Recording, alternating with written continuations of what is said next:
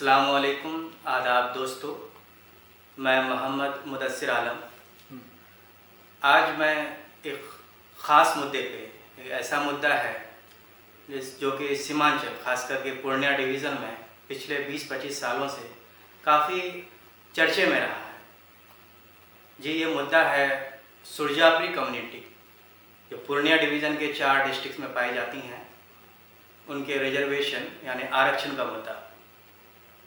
शायद आपको पता होगा कि ये आरक्षण जो मिला है, ये रिजर्वेशन, इसमें कई अड़चनें आई थीं। फाइनली आखिरकार बिहार स्टेट लेवल पे सुरजापुरी कम्युनिटी को रिजर्वेशन मिल पाया था, लेकिन आगे भी ये लड़ाई चलनी बाकी है, चल रही है, लेकिन कामयाबी नहीं मिली है। सेंटर यानी केंद्र सरकार से अभी तक सुरजापुरी कम्युनिटी को रिजर्वेशन नहीं मिला है। इसी ख़ास मुद्दे पर मैं आज अपने साथ 3 ख़ास मेहमानों को लेकर आया हूँ, जिन्होंने सुरजापुरी को रिजर्वेशन दिलाने के लिए, सुरजापुरी समाज को आरक्षण दिलाने के लिए लंबी लड़ाई लड़ी है। जी हाँ, ये लोग सुरजापुरी डेवलपमेंट ऑर्गेनाइजेशन SDO, जिसका जो फाउंडेशन पड़ा था आज से 20-25 साल पहले, इन्होंने उस सोसाइटी को इस्टेब्लिश किया था और लंबी लड़ाई लड़ी है। आज हम इनसे बात करेंगे, इनसे जानेंगे कि ये लड़ाई कैसी थी, क्या कामयाबी मिली, क्या होना बाकी है आगे। मुझे लगता है कि ये वीडियो देखने के बाद आपको भी इस पहलू पे, सुरजापुर रिजर्वेशन के मुख्तलिफ पहलू पे बहुत सारी जानकारी मिलेगी। इस वीडियो को देखने के बाद आप अपने कमेंट्स, फीडबैक ज़रूर दें और हम आगे भी इस मुद्दे पर नए नए वीडियोज़ लाएँगे और आपसे मालूमात शेयर करेंगे। तो चलते हैं, बात करते हैं सुरजापुरी डेवलपमेंट ऑर्गेनाइजेशन के 3 अहम मेंबर के साथ। हम आपको मिलवाते हैं एडवोकेट फ़िरोज़ अहमद साहब से और जानते हैं SDO के बारे में, सुरजापुरी डेवलपमेंट ऑर्गेनाइजेशन के बारे में। मैं Firoz Ahmed advocate Patna high court में प्रैक्टिस करता हूं और ये मीटिंग 10 दिसंबर 1995 को सुरजापुरी दानिश्वर तालिब और नौजवान लोगों की पटना कॉलेज अहाता में हुई, जिसमें सुरजापुरी मुस्लिम बिरादरी के गुर्बत और ज़बू हालों का जिक्र करते हुए गौरव किया गया और उसी दिन सुरजापुरी डेवलपमेंट ऑर्गेनाइजेशन का क़याम अमल में आया। और सबसे पहले सुरजापुरी डेवलपमेंट ऑर्गेनाइजेशन अपने पहले एजेंडे में रिजर्वेशन को रखा, क्योंकि रिजर्वेशन की सहूलियात से किसी भी कम्युनिटी को, किसी भी बिरादरी को अपलिफ्ट करके मुख्य धारा से, मेन स्ट्रीम से देश का जोड़ा जा सकता है। तो रिजर्वेशन था, आप लोग किस लेवल तक का रिजर्वेशन चाह रहे थे कि ये स्टेट लेवल पे हो या सेंट्रल लेवल पे, किस तरह का? चूँकि कानूनी दायरे के मुताबिक पहले स्टेट में रिजर्वेशन होता है, तभी वो सेंट्रल के OBC लिस्ट में आ सकता है। अगर यहाँ रिजर्वेशन नहीं होगा स्टेट लेवल पे, तो सेंट्रल लेवल पे रिजर्वेशन नहीं मिलता है। इसलिए हम लोगों ने यहाँ पर सुरजापुरी को एनेक्सर 1 में शामिल करने के लिए हम लोगों ने memorandum backward class commission Bihar में दिया और साथ साथ यहाँ के जो सियासी रहनुमा अच्छे ओहदे पर थे, चीफ मिनिस्टर से लेके और भी हज़ब मुखालिफ के नेता, सबों को मेमोरेंडम दिया गया। और कोशिश, जद्दोजहद हर तरह की हुई। जिला स्टेट लेवल धरना हुई, स्टेट लेवल मीटिंग हुई, जिलावार मीटिंग हुई, ब्लॉक लेवल तक हम लोगों ने बेदारी और जागरूक करने का लोगों को काम किया। एक आखिरी सवाल आपसे कि अभी जो रिजर्वेशन मिला है स्टेट लेवल पे, कई लोग सवाल पूछते हैं, ये तो रिजर्वेशन किस तरह का रिजर्वेशन है, इसका वैलिडिटी क्या है, कहाँ पे इस्तेमाल किया जा सकता है सुरजापुरी रिजर्वेशन? क्या जॉब्स में या इस्तेमाल हो पाएगा? किसमें? जॉब्स में या कहीं पे एडमिशन में? एनेक्सर 2 में हम लोगों को हुकूमत बिहार ने शामिल किया है और एनेक्सर 2 में जो भी फैसिलिटीज़ है सरकारी जॉब में, एडमिशन में, इंस्टीट्यूशन में, उनके जो अभी जो स्कॉलरशिप बच्चों को मिलता है, उसमें भी सुरजापुरियों को अभी आरक्षण मिल रहा है, रिजर्वेशन मिल रहा है। चलिए, बातचीत को आगे बढ़ाते हुए हम बात करेंगे जनाब एडवोकेट कमरुल हुदा साहब से। आपसे जानना चाहेंगे, आप पहले अपना तारुफ कराएं और फिर इस पे रोशनी डालें एसडीओ के रिजर्वेशन पे कि किस तरह का सोशियो पॉलिटिकल ये इशू था और अभी क्या है और आगे क्या इसका फ्यूचर है। जी, मैं मोहम्मद कमरुल हुदा, पटना हाई कोर्ट में एडवोकेट हूँ और एक मामूली सा सोशल एक्टिविस्ट हूँ। देखिए, सोशल पोजीशन ये है कि आज से आप 40-50 साल पीछे जाते हैं तो पूर्णिया जो डिवीज़न है, पूर्णिया को काला पानी के नाम से जाना जाता था। और काला पानी का मतलब ये है कि हर तरह से बैकवर्डनेस रहना, तो स्पेशली सोशली और एजुकेशनली जो उस बिरादरी उस पूरे एरिया में जो लोग हैं वो सोशली और एजुकेशनली फिर इकोनॉमिकली बहुत पीछे हैं, बहुत पिछड़ा है। और वहाँ शेरशाहबादी को मिल गया और जो और अदर बरादरी है, कुलैया को भी मिला है, कुलैया बरादरी है, अंसारी, फ़कीर वगैरह जितना सारे लोगों को पहले ही वो लोग अवेल कर चुके हैं और बस हम ही लोग बचे हुए थे। जो सुरजापुरी मुस्लिम कम्युनिटी है वही बची हुई थी।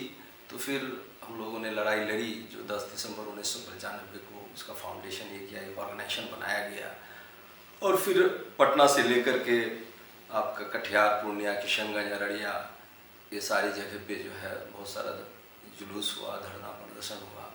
और साथ साथ ये सोशल के साथ साथ ये है कि हमारा ये कॉन्स्टिट्यूशनल राइट है, इसमें कहीं कोई मतलब ये नहीं है, डाउट नहीं है कि हमें मिलना नहीं चाहिए।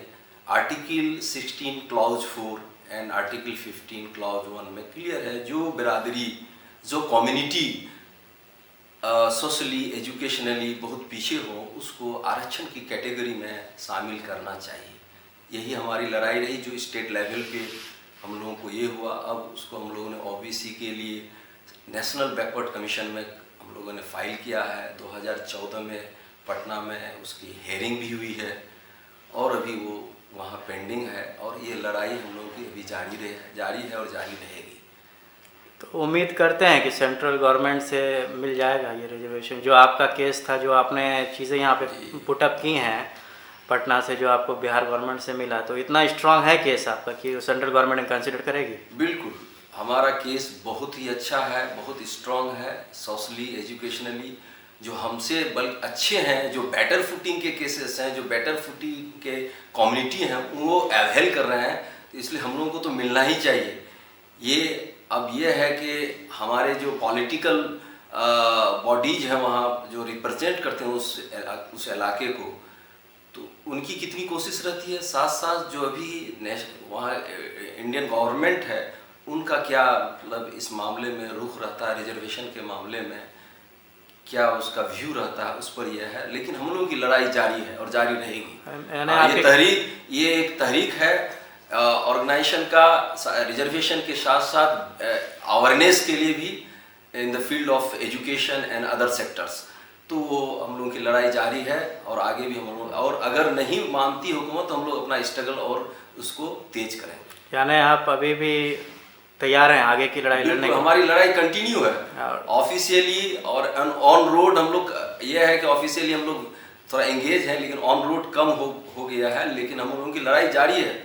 अच्छा, बैक से आप काम कर रहे हैं, पब्लिसिटी आप कॉमन नहीं कर रहे हैं पब्लिक में, सोशल मीडिया पे, लेकिन आपका काम अंदर अंदर जारी है। जी, ये मैं यहाँ ये करना चाहूँगा कि ऑर्गेनाइजेशन कभी भी बहुत ज़्यादा पब्लिसिटी पर नहीं गया, ये वर्क पर ज़्यादा ध्यान दिया। हम लोग कभी भी गुफ्तार के गाजी बनने में नहीं रहे। हम लोग चाहे कि काम हो, किरदार में उसको ये लाया जाए, काम के जरिए अपनी पहचान बनाया जाए।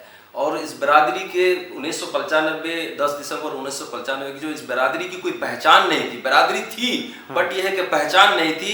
इस ऑर्गेनाइजेशन के मेहनत से, इस ऑर्गेनाइजेशन के स्ट्रगल से एक रिजर्वेशन कैटेगरी में शामिल होने के साथ साथ इस बिरादरी का, इस कम्युनिटी की एक पहचान बनी है बिहार के साथ साथ बिहार के बाहर में भी। ठीक है, हम आगे बात करेंगे। और एक अहम मेंबर हमारे साथ हैं यहाँ मौजूद, जनाब मंजर शफी साहब। आपके बिना तो शायद ये लड़ाई अधूरी रहती।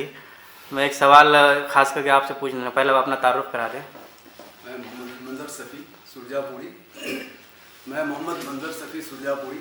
मैं सोशल एक्टिविस्ट हूँ और इससे शुरू से लगा हुआ 1995 से ही, और अब तक लगा हूँ। जब तक इंशाअल्लाह जिंदा रहूँगा तब तक लगा रहूँगा और लोगों की खिदमत के लिए बेलौस काम करता रहूँगा जहाँ तक हो पाएगा।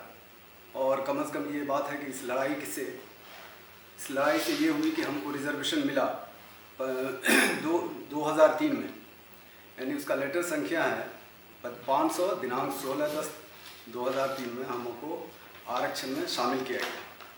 और हमारी एक बिरादरी जो है ये बहुत बड़ी आबादी है, लेकिन इस आबादी को सरकार के द्वारा या फिर जानबूझ करके इसको नेगलेक्ट किया जा रहा है। हमारी कुल आबादी 21 लाख की आबादी है सुरजापुरियों की, चारों जिला मिला करके, पूर्णिया, कटिहार, किशनगंज, अररिया, यानी पूरा पूर्णिया कमिश्नरी। और यहाँ लोगों की हालत बहुत ही बदतर है। रहन सहन, खान पीन बिल्कुल हमारा आदिवासी जैसा है, बल्कि आदिवासी से भी परे। और हमारे वहाँ मकानों की संख्या, कच्चे मकानों की संख्या 98% है। और मैं डाटा बता रहा हूँ आपको अपने इलाके का, जो शायद आप लोग के पास नहीं हो, और इससे आपको एक मदद भी मिल सकती है। हाँ, हम डिटेल में बात करेंगे, लेकिन आपसे जो ख़ास जो यहाँ पे सवाल है कि जिस ज़माने में आपने शुरू किया 1995 में, उस ज़माने में टेक्निकली कम्युनिकली हम लोग बहुत बैकवर्ड थे। उस टाइम पे एक मुहिम खड़ा करना और यहाँ तक लाना बहुत चैलेंजिंग था। और आज तो फेसबुक है, व्हाट्सएप है, यूट्यूब है, लोग तरह तरह की चीज़ें हैं, लेकिन उस तरह का मुहिम खड़ा क्यों नहीं हो पाया अब तक? नहीं, और नौजवानों के लिए आप क्या मैसेज देते हैं? क्योंकि नौजवान अगर जुड़ते हैं तो ये मुहिम और आगे तक चल सकता है। नहीं, नौजवान जुड़े थे और जुड़ते भी, और वजह इसके पीछे ये है कि हम लोग के पास उतना टाइम नहीं है, टाइम नहीं दे पाते। और सबसे बड़ी कमी यही कि टाइम नहीं दे पाते हैं। जब टाइम देते हैं, जब आह्वान करते हैं, तो हमेशा लोग आते हैं, इसमें कोई दोहराई नहीं है। और ज़्यादा से ज़्यादा हम लोग तो काफ़ी मीटिंग की है, सबों ने वेलकम किया है, बहुत अच्छा तरह से वेलकम किया है। बहुत ज़्यादा हम लोग के साथ बहुत ज़्यादा वेलविशर रहे हैं लोग, और हर तरह से लोगों ने मदद किया है ना। तो इसके साथ साथ अब जब भी आह्वान करते हैं, अभी हमारा 10 दिसंबर, ये तो इस ऑर्गेनाइजेशन का 22वां साल होने जा रहा है। और हर साल 10 दिसंबर को हम लोग फाउंडेशन डे मनाते हैं। और जब फाउंडेशन डे मनाते हैं, जब जहाँ आह्वान किया है लोगों को, लोग आए हैं हर तरह से, दामे दरमे सबों ने हर तरह से हमारी मदद करते हैं। लोगों के अंदर इतना विश्वास है, और जब से हम लोगों ने रिजर्वेशन दिलाया है, तो लोगों का यकीन इस ऑर्गेनाइजेशन पर और भी मुस्तहकम हुआ है। एक क्वेश्चन जो है, प्रॉब्लम कहाँ है और प्रॉब्लम का सलूशन कहाँ है? प्रॉब्लम कहाँ अटका हुआ है और सलूशन कहाँ से मिलेगा इसका, जिससे लोगों को समझ में आए कि ये प्रॉब्लम है, इसका सलूशन ये है, और आदमी वहाँ टारगेट कर सके। बेदारी लानी पड़ेगी। और हम सेंटर में हम लोगों ने, जब हमारे MP साहब आए तो एक मरतबे गए थे वहाँ दिल्ली में, उनसे सारी चीज़ें मैंने दे चुका था उनको, और जितनी भी चीज़ें मांगी गई वहाँ से सारा रिपोर्ट हम लोगों ने दिया। और चाहे ये हमारी कमी कहिए या फिर हमारे सियासतदानों की कमी कहिए, जिसकी वजह से हम लोग आज तक हम नहीं ले पाए। यानी कहना यह है कि इस प्रॉब्लम का सलूशन पॉलिटिक्स में है। पॉलिटिक्स में है, क्योंकि हमसे वादा किया गया, हमको अंधेरे में रखा गया। हमारे जो रहनुमा हैं उन्होंने हमको अंधेरे में रखा कि नहीं, आपको आने की ज़रूरत नहीं, दिल्ली दौड़ भाग करने की ज़रूरत नहीं, मैं यहाँ हूँ, मैं कर दूँगा। और इसकी क्लिपिंग भी मेरे पास है, और उसके शहादत भी बहुत सारे हैं। बहुत सारे लड़के उन्होंने गए थे हम लोग मिलने के लिए, और जब भी मिला, जब भी फ़ोन किया, तो हमेशा हमारे रहनुमा ने यही कहा कि नहीं, हम तो बिल्कुल काम कर ही रहे हैं। और बाद में मालूम हुआ, एक वहाँ और एक बैकवर्ड कमीशन में एक शकील जमा अंसारी सदस्य थे। मैं जब उनसे फ़ोन पे बात करता था, हमसे सीनियर थे पटना यूनिवर्सिटी में, जब भी बात किया तो उन्होंने कहा कि तुम्हारा MP भी हमको बोलता है, तुम्हारा डॉक्टर जावेद भी हमको बोलता है, लेकिन उसको MP को तुम बोलो अपना कि वो चेयरपर्सन से मिले। ये कोई बड़ी बात नहीं है, चेयरपर्सन से अगर मिल लेंगे तो बिल्कुल काम हो जाएगा। और जब यहाँ सोनिया गांधी आई हुई थी किशनगंज में AMU के लिए उसमें मेमोरेंडम दिया गया था, तो AMU का मेमोरेंडम सोनिया गांधी को दी गई थी। रिजर्वेशन का मेमोरेंडम हमारे MP साहब को दिया गया था, लेकिन MP साहब ने मिसेस गांधी को नहीं दी, जिसके वजह से फिर यहाँ से जाने के बाद मिसेस गांधी ने वो क्या था, गुजरों को 14 दिन के बाद में नोटिफिकेशन कराया। और अगर ये मेमोरेंडम उनको मिल जाता तो हम लोग को रिजर्वेशन मिल जाता। इसमें कोई बहुत बड़ी बात नहीं थी। अगर ये इसमें ईमानदारी बरतते तो हमको आज कामयाबी मिल जाती। और जिसके नतीजे में हमारे बच्चे बहुत आते, हर साल हमारे बच्चे 40-50 के तादाद में मेडिकल में, इंजीनियरिंग में और सब सर्विसेज में वंचित हो रहे हैं। और जहाँ तक बिहार सरकार की बात है, जितने भी जिसमें लोगों ने अप्लाई किया आज तक, अल्हम्दुलिल्लाह कम से कम ये है कि आज जितने भी टीचर्स या जितने भी सर्विस पेशा हैं, जो लोग भी आ रहे हैं, तो आज इसी रिजर्वेशन के आधार पे आ रहे हैं। आखिर में, क्योंकि बात हमें और भी करनी है, आगे भी हम कई पार्ट में कई एपिसोड करेंगे इस पे, मुद्दा काफ़ी अहम है और नौजवानों को, जो जनरेशन है, उनको पता होना चाहिए और उसमें से भी कोई इस रिजर्वेशन की जो लड़ाई है इसको लीड कर सकता है। तो बातचीत ख़त्म करने से पहले बिल्कुल 10 से 15 सेकंड में आपसे आपका तीनों का कमेंट चाहूँगा। और उससे पहले मैं आपको शुक्रिया अदा भी करता हूँ कि आप लोग अपना टाइम निकाल कर आए और इस वीडियो को शूट किया। मुझे लगता है कि इस वीडियो को देखने के बाद काफ़ी लोगों में जो बेदारी आएगी और ये मुहिम और मजबूत होगा। तो सबसे पहले आपका क्लोजिंग कमेंट क्या होगा? अहले सुरजापुरी आओ, अपनी जागीर संभालो। बहुत बहुत शुक्रिया। और आप क्या कहना चाहेंगे? तो बस नौजवानों से यही कहना है, अल्लामा इकबाल का शेर है, तू इनकलाब की आमद का इंतज़ार ना कर, हो सके तो खुद इनकलाब पैदा कर। बहुत बहुत शुक्रिया। और आखिर में हुदा साहब से क्लोजिंग कमेंट चाहेंगे? अकाबी रूह जब बेदार होती है जवानों में, नज़र आती है उनको अपनी मंजिल आसमानों में। जय हिंद। बहुत बहुत शुक्रिया हमसे बात करने के लिए।